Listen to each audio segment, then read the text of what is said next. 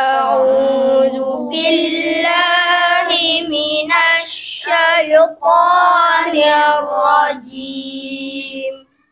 Bismillahirrahmanirrahim. Idzas samaa'u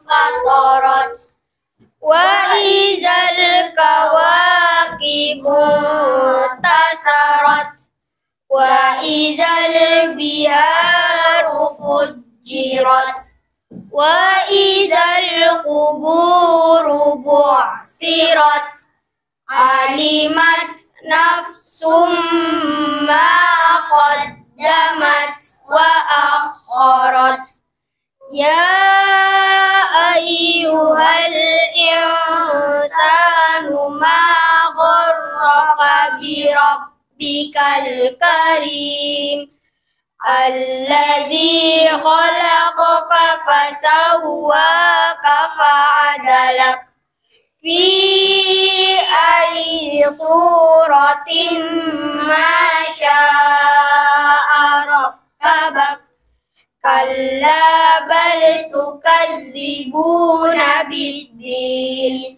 wa inna alaikum lahafizin kiraman katibin ya'lamuna ma taf'alun innal abrara lafi na'im wa innal fujjara lafi jahim yaslawnaha yawmaddin wa ma hum anha bighaibin wa ma adraka ma yawmaddin summa ma adraka ma yawmuddin yawma la tamliku nafsun li nafsin syai'a wal amru yawma idzin lillah sadaqallahul azim.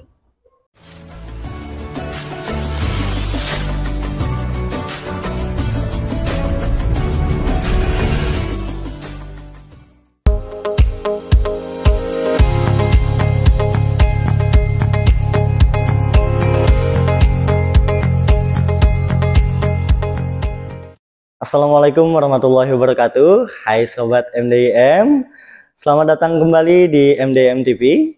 Hari ini kita akan membahas topik yang relevan untuk kita semua, yaitu bagaimana menjaga kesehatan kita saat menjalani ibadah puasa di bulan Ramadan. Nah, khususnya bagi anak-anak sekolah dan orang tua siswa yang ada di MDIM Kindaung Banjarmasin.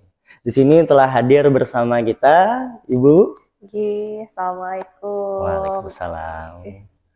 Jadi Ulun perkenalan dulu lah. Ulun Ayu. Nah, Ulun ini sebagai tenaga promosi kesehatan di Puskesmas Alalak Selatan. Sudah lama lah di sana, Bu?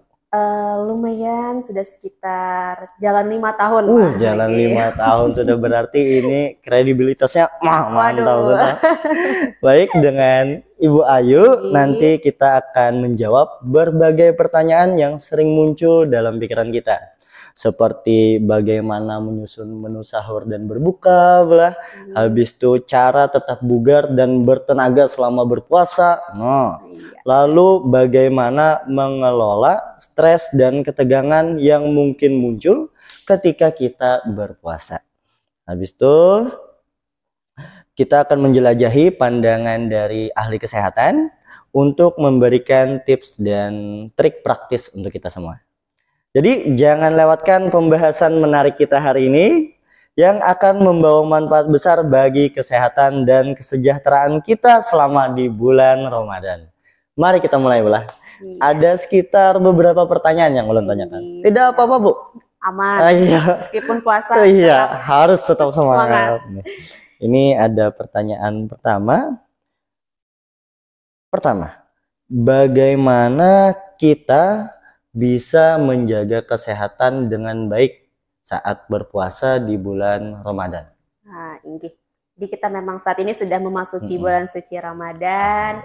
Kita diharuskan untuk menahan lapar, dahaga selama kurang lebih 13 jam lah. Nah, jadi biasanya nih tubuh kita itu akan mengalami dehidrasi atau kekurangan cairan. Nah, selain dehidrasi nih, biasanya juga kebutuhan vitamin harian kita juga tidak tercukupi karena kita harus berpuasa lah. Nah, selain tadi makanan dan minuman juga pola tidur kita otomatis nih juga berubah kan ya selama bulan puasa. Kita harus bangun lebih cepat biasanya untuk sahur. Nah, jadi di sini Ulun ada beberapa memberikan tips lah bagaimana supaya kita tetap sehat selama menjalankan ibadah puasa. Nah, jadi kalau yang pertama itu kita harus mengatur pola makan kita. Pola makan. Jadi kan kalau kita pola makan biasa kita sarapan, makan siang, makan malam. Nah, sekarang kan berubah nih. Jadi sahur, lebih pagi kan makannya, kemudian saat berbuka puasa atau saat makan malam. Nah, jadi kita harus menjaga pola makan kita saat tiga waktu inilah. Jadi kalau misalnya pada saat sahur itu harus dengan makanan, biasanya kan kalau sahur ini ala kadarnya lah, yang penting makan nasi, ada ikannya udah. Nah, harus kita garis bawah ini, harus makan sayur dan buah. Nah, sayur dan buah. Jangan kadang tuh sahur penting juga makan sayur dan buah. Soalnya selain untuk pencernaan kita supaya lebih lancar karena banyak mengandung serat, tadi sayur dan buah juga kaya akan vitamin. Nah, kan Ulun bilang tadi tuh kalau lagi puasa kan vitamin kita akan banyak berkurang nih. Nah, jadi untuk mencukupi kebutuhan vitamin, nah alangkah baiknya saat sahur juga makan sayur dan buah. Terus juga saat sahur nih kalau bisa kurangi makanan yang banyak mengandung minyak. Selain mengganggu kesehatan nih, karena minyak itu bisa mengakibatkan tersumbatnya pembuluh darah. Nah, jadi kan kita banyak nih kasus kayak jantung, segala. Nah, itu kan akibat karena kebanyakan konsumsi minyak. Nah, selain itu, kalau kita sahur kebanyakan makan minyak, biasanya siangnya akan lebih cepat mengantuk.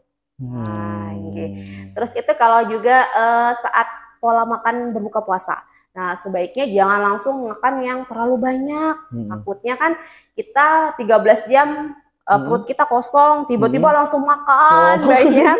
Nah, itu kan biasa sesak, ya lah perut kita kayak begah, kayak gitu. Karena tadi dia harusnya pelan-pelan, kita makan bertahap, kayak gitu. Jadi bisa dimulai dengan air putih dulu, sambil disertai makan makanan yang sedikit agak manis ya. Kayak misalnya kurma boleh, terus itu kayak kue-kue atau bubur. Kan di Banjar nih banyak lah macam-macam bubur. Nah, bubur rendang ada, wadahnya banyak. Bisa lah sedikit-sedikit itu. Kemudian baru kita sambung dengan makanan utama. Nah, terus untuk makan malamnya, nah itu juga jangan misalnya karena udah puasa nih, lalu membalas dendam biasanya. Lalu makan malam banyak benar, gancang benar. Entah itu pulang, guring ya lo imbang makan malam. Nah, itu takutnya dampaknya ke kesehatan kita lagi. Nah, sekarang ini banyak juga kasus obesitas atau kegemukan. Nah, ini 1 dari 5 anak di Indonesia itu mengalami berat badan berlebih. Nah, jadi harus kita waspadai. Jangan sementang-mentang puasa tadi kan lalu makan sebanyak-banyaknya. Jadi tetap harus dijaga juga makanannya. Terus selain makanan tadi, untuk menjaga kesehatan kita tetap harus melakukan aktivitas fisik. Nah, jadi jangan loyo, jangan lemas, tetap harus semangat, tetap beraktivitas fisik. Nah, terus yang terakhir tadi, pola tidur kita juga terganggu ya. Nah, jadi usahakan kita harus menjaga istirahat kita. Jadi minimal itu 7-8 jam sehari. Tetap harus dijaga istirahatnya supaya tetap bugar badan kita. Nah, jadi seperti itu kawan-kawan. Kalau mau puasanya itu sehat, harus jaga pola makan, tidurnya dijaga, lalu juga aktivitas. Jangan alasan loyo, guring, mengantuk. Nah, tapi Ibu ini ada pertanyaan lagi yang tadi kan tentang pola makan harus dijaga, ada sayur segala macam. Nah, kita itu kan yang harusnya 3 kali dalam sehari, kadang bahkan ada yang makan itu ketika sahur dan buka aja. Nah, untuk itu adakah kriteria khusus makanan sehat yang bisa kita konsumsi saat sahur dan saat berbuka itu, Bu? Iya. Mungkin dari kuantitasnya memang berkurang ya. Mungkin biasa kita setiap hari 3 kali ya. Jadi sekarang 2 kali aja. Sebenarnya kada apa-apa sih nih, tetap 2 kali. Yang penting tadi makanan kita tuh berkualitas. Nah, jadi kalau pedoman makan itu harus sesuai dengan gizi seimbang namanya. Nah, jadi gizi seimbang itu adalah panduan untuk kita sekali makan. Nah, jadi dalam satu piring, nah biasanya Pian makan nih di piring Pian apa aja isinya? Nasi, terus tuh sepiring, Nasi sepiring, ya. aku iwaknya, Iwak, gitu. lalu nah ulun ini jarang banget makan sayur. Nah itu jadi kunci dari gizi seimbang itu pertama harus ada karbohidratnya. Nah, karbohidrat itu nasi, sebenarnya tidak harus nasi, banyak contoh karbohidrat lain kayak mie, kentang, ubi bisa. Cuman kita biasa orang Indonesia lah kalau kada makan nasi kada makan. Ini udah kebiasaan sih harus makan nasi kayak gitu. Nah, jadi selain karbohidrat harus ada protein. Tadi Bu Cerda Pian ada iwaknya ada, Pian lah. Nah, kalau protein ini ada protein hewani, ada juga nabati. Nah, kalau hewani kan contohnya kayak ayam, daging sapi, telur, bisa lah. Terus juga nabatinya juga jangan ditinggalkan. Nabati ini juga penting. Contohnya kayak tempe tahu yang berasal dari kacang-kacangan. Nah, itu bisa ditambahkan. Dan usahakan protein ini harus kalau bisa sih ganti-ganti, jangan tiap hari misalnya makan telur aja karena sukanya telur, atau makan ayam aja. Apalagi anak-anak kan biasanya pilih-pilih nih. Nah, jadi harus bisa disertakan bervariasi lah menunya seperti itu. Nah, jadi ada karbohidrat, protein. Nah, ini yang tidak kalah penting, sayur dan buah. Jangan sampai ketinggalan sayur dan buahnya. Nah, tadi karena sayur dan buah ini kan banyak mengandung vitamin, mengandung serat. Nah, mencukupi kebutuhan harian kita tadi vitaminnya lewat sayur dan buah ini. Gitu sih. Nah, terus itu ada kalah pentingnya juga air putih. Nah, jangan sampai tadi kan kita dehidrasi, kekurangan cairan, kita tetap harus banyak-banyak minum air putih. Nah, sekalian tadi menunya juga harus menu yang seimbang. Dan satu lagi, kita harus batasi juga asupan gula, garam, minyak.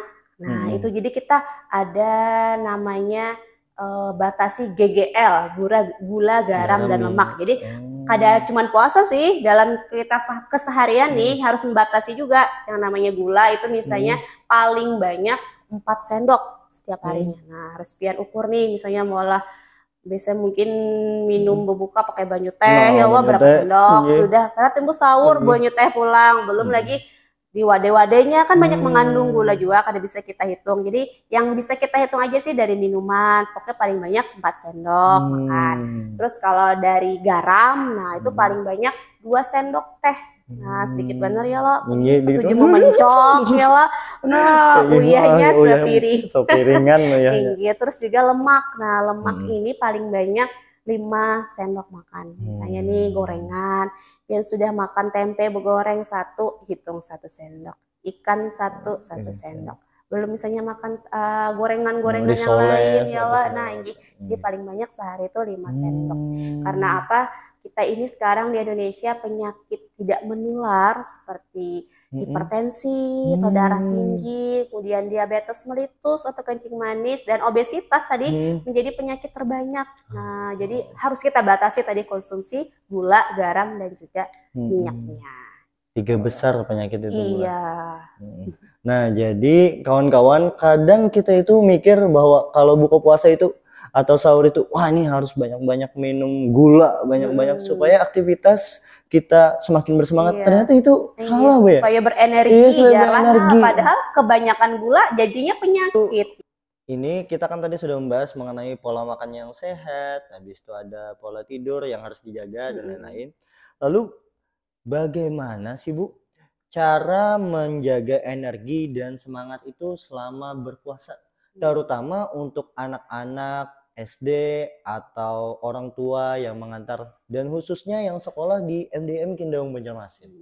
Nah, itu ada tipsnya lah sedikit.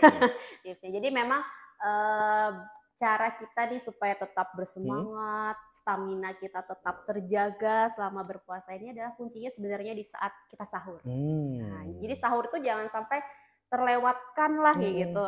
Atau misalnya sahur cuman ala kadarnya aja, yang penting ya udah makan ya kan, asal ada tadi sonya ikan aja. Nah, jadi tadi sahur itu penting, terus itu dengan yang tadi menu dengan gizi seimbang supaya kan kita berenerginya lebih tahan lama gitu. Pokoknya jangan sampai dilewatkan lah. Kan biasanya sahur ini yang paling susah untuk dilaksanakan kan. Sudah harus bangun ya, ngantuk lagi makanya tidak semangat ya lah, menyuap aja ngalih gitu ya lah. Jadi itu harus dimaksimalkan di sahur ya. Jangan terlalu banyak, cuman tadi dari kualitasnya yang harus kita perhatikan dengan gizi seimbang tadi. Nah, terus kalau buat anak-anak supaya menambah supaya lebih lengkap lagi nih, nah bisa ditambahkan dengan minum susu. Nah, di saat sahur gitu. Soalnya susu itu selain ada vitamin D-nya untuk tulang, itu juga bisa menambahkan sedikit energi lah. Jadi bisa nih buat anak-anak. Nah, terus juga tetap harus semangat, jangan loyo ya, karena tadi kita harus tetap beraktivitas fisik lah ini 30 menit sehari, jadi harus tetap bergerak, jangan misalnya tidur aja seharian bagi pulang sekolah capek, sudah dah berapa aja gini ya lah sampai buka puasa ya, jangan juga harus tetap ada bergeraknya minimal 30 menit tadi. Bisa misalnya jalan santai, jalan kaki di depan rumah, atau misalnya keliling pasar wadai ya, itu sekalian cuci mata, sekalian olahraga jalan. Asal tangannya jangan makannya nanti habis beduk. Nah, itu sih. Cuma jangan ini juga, kalau misalnya anak-anak kan biasanya bersemangat banar nih lah, lalu misalnya bertamu kawan ke DBI ya buka-buka saya sampai rumah uyul, jadi harus dijaga juga sih kondisinya, jangan terlalu yang beraktivitas banyak banar kayak gitu. Nah, supaya tetap tahan sampai sore. Nah, mantap. Nah, itu untuk anak-anak yang nanti sekolah mungkin minggu depan atau orang tua yang bekerja, jangan lupa menyiapkan pola makan yang seimbang pas sahur dan susu tadi bilang. Tambahannya susu supaya energi. Mantap.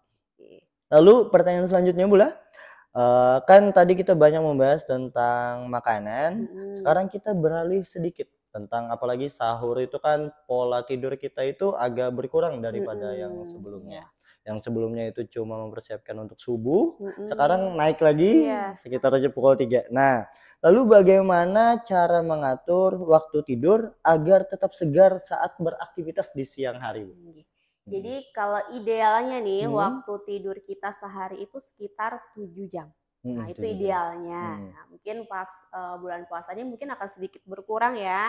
Nah, jadi ya gak ada apa-apa sih ya, karena memang sebulan sekali aja kayak gitu, karena kita memang harus ada ibadah juga ya, terkurang sedikit gak ada apa-apa. Cuman tadi usahakan ya jangan juga guringnya terlalu malam, apalagi kalau misalnya ada kepentingan yang mendesak banar kayak gitu. Nah, jangan tidur larut malam, jangan begadang kayak gitu.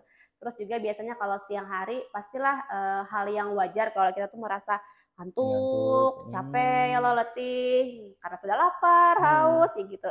Ya tadi alangkah baiknya bisa kita sambil istirahat siang. Jadi kita sediakan waktu ya, kada usah lawas-lawas juga, sekitar 5 sampai 30 menit lah maksimal buat istirahat. Ya, misalnya kita bebaring kah dulu, bepijim satu mata jar orang tuh ya lah, yang penting bisa memulihkan energi kita kembali. Kayak guring kucing. Ya, guring kucing. Jadi sebenarnya kalau tidur siang tuh kada usah yang lawas-lawas sejam 2 jam, kada usah, tadi sekitar 15 menit tuh sudah cukup untuk merefresh kembali gitu energi kita. Malah perasaan yang dirasakan itu kadang kalau tidurnya kelamaan malah tambah uyuh. Iya, bujur. Koler bangun malahan ya lah, anak guling-guling aja. Nah, malahan tadi yang bagus ya kada lawas-lawas tadi 15 menit. Oh iya. Nah, itu kawan-kawan. Jadi dijaga pola tidurnya. Jangan kalau tidak ada kepentingan malah begadang mulai main game. Astagfirullah. Ya kebaca Al-Qur'an ya bagus. Iya, baca Al-Qur'an tadi harus bagus. Menuntunkan kan sebulan ini 30 juz bulan. Iya, wajar. Baik. Nah, kita lanjut lagi, kita kembali lagi ke makanan, sedikit mengulang yang tentang berminyak tadi, kan salah satunya yang harus dihindari. Iya, betul. Adakah lagi Bu makanan yang harus kita hindari atau minuman yang harus kita hindari saat di bulan puasa ini atau saat berbuka atau saat sahur? Kalau yang dihindari sih sebenarnya bukan dihindari, cuman dibatasi. Dibatasi. Ada gula tadi, garam dan juga Minyak. Nah, gula, garam, minyak harus kita batasi. Bukan cuma bulan puasa aja sih sebenarnya. Hari-hari biasa pun juga harus kita batasi jumlahnya lah. Tadi karena takutnya kita bisa jatuhnya ke penyakit tidak menular tadi seperti hipertensi, diabetes atau kencing manis dan juga kolesterol, obesitas dan lain-lain. Nah, jadi bulan puasa ini kan apalagi biasa kita sukanya yang manis-manis, ya Allah, berbukanya pakai wadai manis, terus itu pokoknya kada habis-habis manisnya kita, nah itu sebaiknya dikurangi. Nah, terus juga kalau misalnya kita punya riwayat penyakit seperti mah, nah itu ada beberapa makanan yang harus kita hindari juga nih, kayak misalnya makanan yang terlalu pedas, terlalu asam-asam, tadi berminyak itu harus kita hindari. Terus juga jangan lupa kalau misalnya waktu lagi sahur, usahakan jangan minum teh atau kopi. Nah, soalnya teh dan kopi ini dia mengandung zat diuretik. Diuretik itu membuat kita tuh kayak buang air kecil terus. Nah, otomatis kan kalau kita sering buang air kecil, lebih cepat haus nanti kan. Nah, cairan tubuh kita akan semakin cepat gitu nih keluarnya. Jadi usahakan kurangilah minum teh, apalagi kopi. Pada cuma sahur sih sebenarnya kalau khususnya kopi ya. Kalau malam ya harus lagi dulu minum kopi sebulanan ini. Kalau malam takutnya karena jadi begadang ya loh, nah kurang guring pula. Itu sih. Nah, itu yang kadang kita salah tangkap pula. Kadang kita malah mikirnya, oh kita banyak gula atau minum teh, minum yang manis-manis, kopi supaya sigar pas subuh. Supaya energi, iya, ternyata malah itu yang membuat kita siangnya dehidrasi. Iya, jadi paling bagus tuh yaudah air putih aja. Air putih lah. Mantap nah, air putih. Oke, baik, itu tadi adalah makanan yang bukan dihindari tapi kita dikurangi pula, dibatasi. Karena tidak bisa dipungkiri kita perlu gula. Iya, tetap harus perlu. Nah, jadi lanjut kita ke pertanyaan selanjutnya.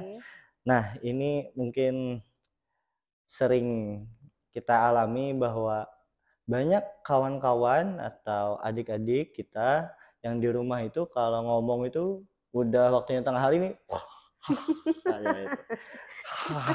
itu udah bau lambung. Bau naga ya. Iya, bau naga itu. Bau surga coba. Jadi bau kasturi. Nah, jadi di sini adakah cara menjaga kesehatan gigi dan mulut saat kita berpuasa, Bu? Apalagi untuk menghindari bau mulut nanti di siang hari dan segala macam lainnya. Memang kita tidak bisa pungkiri ya, itu pasti akan terjadi. Cuman tadi ada sedikit lah cara menguranginya supaya jangan baunya berlebihan lah.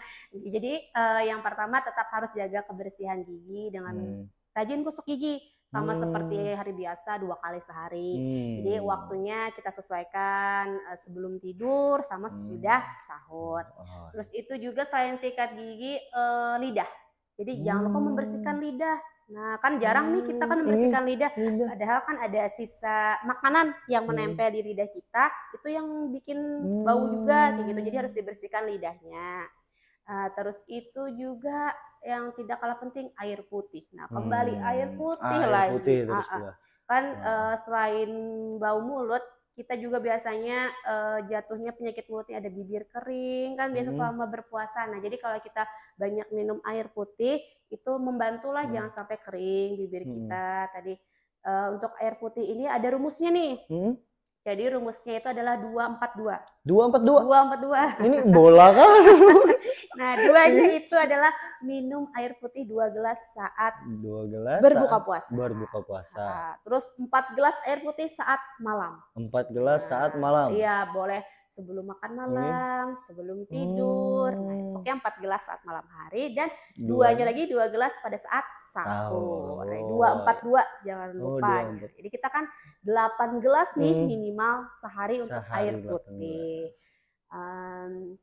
Terus itu juga nih supaya kan kalaunya bau mulut itu akibat asam ya. Dalam mulut kita tuh banyak bersifat asam, sarut ulun.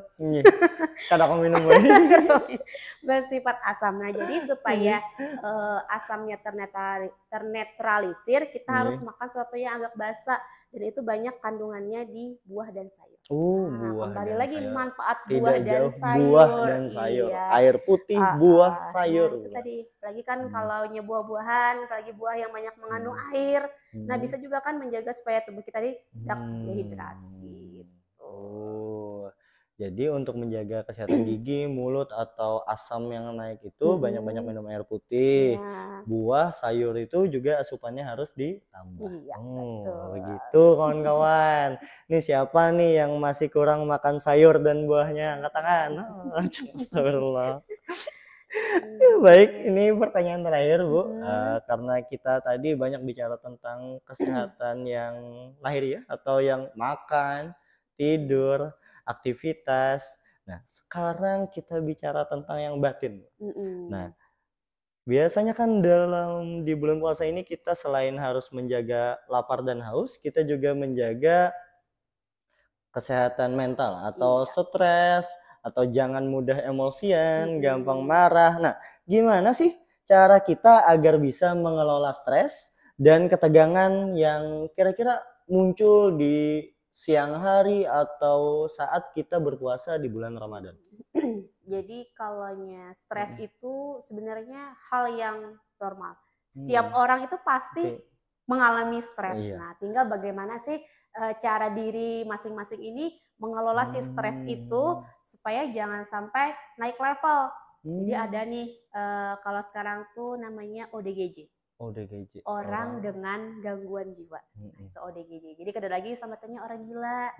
ODGJ, orang dengan gangguan jiwa. Jadi dari asalnya mungkin dia stres, kemudian cemas, naik lagi jadi depresi. Nah, sampai yang tidak tertolong tadi. Nah, jadi setiap orang pasti mengalami stres. Tinggal bagaimana ya diri kita sendiri mengelolanya. Jadi ada beberapa cara untuk mengelola stres itu. Jadi yang pertama, kita tuh tidak bisa memendam masalah itu sendirian. Jadi kita perlu orang lain untuk curhat lah. Meluapkanlah sedikit emosi kita. Pokoknya jangan dipendam. Bila ada pokoknya orang yang bisa kita percaya, baik itu keluarga kah, kawan, boleh kita sambil curhat. Ada masalah ini, masalah tadi pagi ulun kada sahur, nah curhat. Bagi sahur. Nah itu, pokoknya jangan dipendam lah kayak gitu.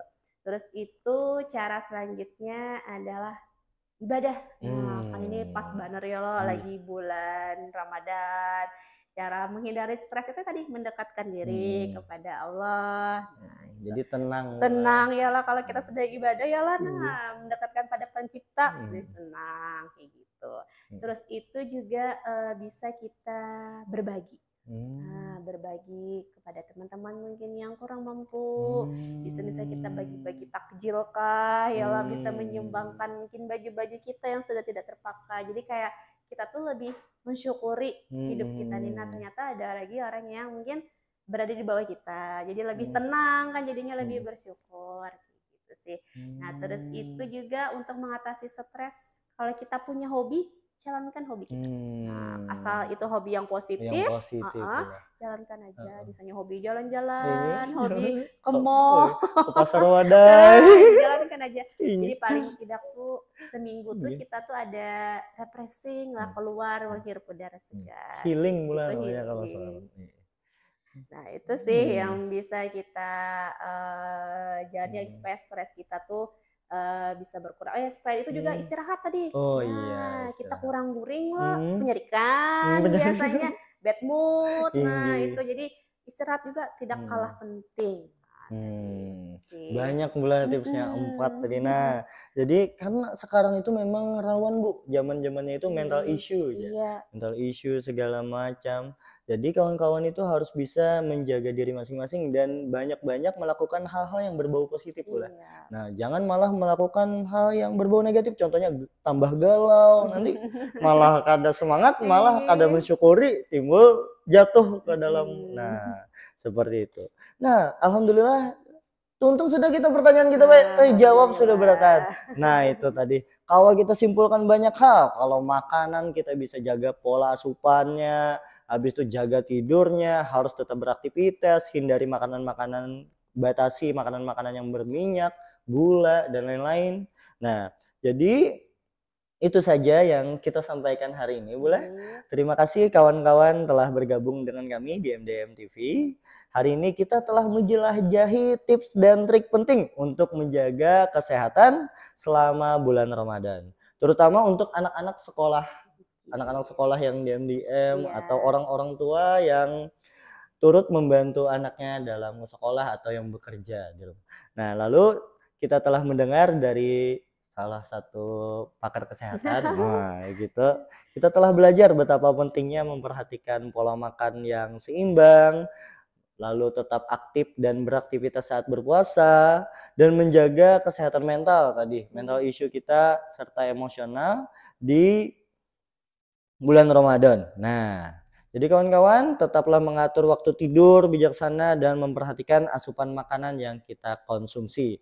Tapi terakhir Bu, Pian adakah pesan untuk anak-anak yang di rumah atau orang tua yang sedang mendampingi di rumah? Pesan Pian untuk anak-anak dan orang tua. Mungkin ini di luar tema kita hari ini ya. Tadi bahasnya tentang sehat sejak di bulan puasa. Nah ini tentang kesehatan juga, cuman bukan berkaitan dengan puasa. Nah jadi di Banjarmasin sekarang nih kasus DBD itu demam berdarah, nah itu lagi meningkat. Nah jadi sekalian nih Ulun ingin menyampaikan juga, jadi kita semua beresiko terkena DBD, baik itu anak kecil, orang dewasa, siapapun beresiko terkena DBD. Nah jadi harapannya kita sama-sama menjaga diri kita supaya jangan sampai terkena DBD nih, soalnya DBD ini kalau terlambat diobati, terlambat diberikan pertolongan, tadi bisa mengakibatkan kematian. Nah, jadi kita harus waspada benar nih. Nah, bagaimana caranya? Yang paling mudah benar kita bisa menerapkan namanya pemberantasan sarang nyamuk melalui 3M+. Nah, 3M+. Jadi ya 3M+. Nah, jadi M yang pertama nih adalah menguras tempat-tempat penampungan air. Nah, bak mandi kita di rumah itu harus rajin dikuras, paling kadang seminggu sekali. Nah, terus M yang kedua adalah menutup tempat-tempat penampungan air. Jadi kan kita kayak punya tempat nih untuk menyimpan air, kayak tajam, misalnya tandon. Nah, itu harus ditutup dengan rapat. Kan nyamuk penyebab demam berdarah ini suka berkembang biak di tempat-tempat tadi penampungan air, dan dia itu berpilih ketujuhnya di air yang bersih. Bersih air bersih. Jadi kalau kayak air selokan lah yang rigat-rigat yang bersentuhan dengan tanah, dia kada mau. Jadi berpilih tadi bak mandi, tajam gitu. Kemudian M yang ketiga nih adalah mendaur ulang.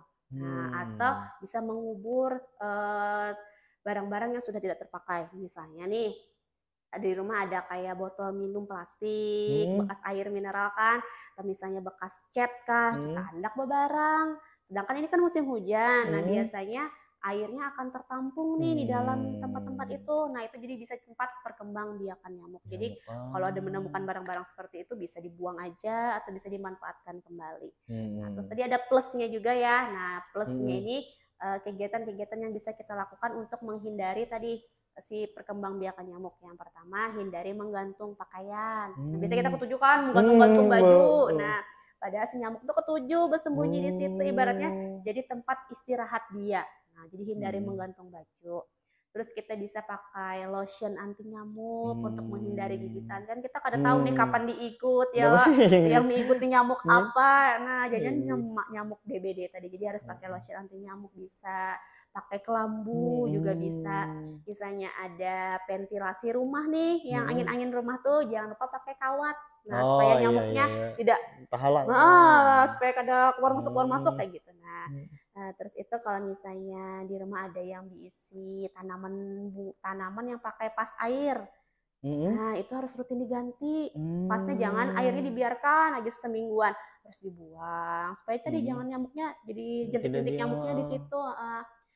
yang punya ini peliharaan burung, tempat Oh iya, minumnya tempat yang juga minumnya. harus diperhatikan. Terus juga dispenser. Nah, ini kadang kita kadang itih yang Oh, yang tempat, titikan banyu itu, Bah. bujur, Iya. seminggu sekali buang. Kalau ada banyunya lah kita kadang melihat. Nah, itu bisa jadi tempat jentik-jentik nyamuk. Jadi itu sih pesan ulun, pokoknya waspadalah kita DBD, ingat 3M plus tadi. 3M plus bola tadi yang kita mendaur ulang dan segala macam Iya. tadi. Nah, kawan-kawan, jadi kita ada dapat tambahan nih. Selain menjaga asupan makanan atau kesehatan di bulan Ramadan, kita harus tetap aware dengan penyakit-penyakit yang ada di sekitar kita. Salah satunya adalah demam berdarah. Baik, itulah semoga dengan tips yang telah kita bahas, kita semua dapat menghadapi bulan Ramadan dengan penuh semangat dan kesehatan yang prima. Mari terus jaga diri satu sama lain. Sampai jumpa di episode selanjutnya. Selamat berpuasa dan selamat menikmati momen Ramadan dengan penuh kebahagiaan dan berkah.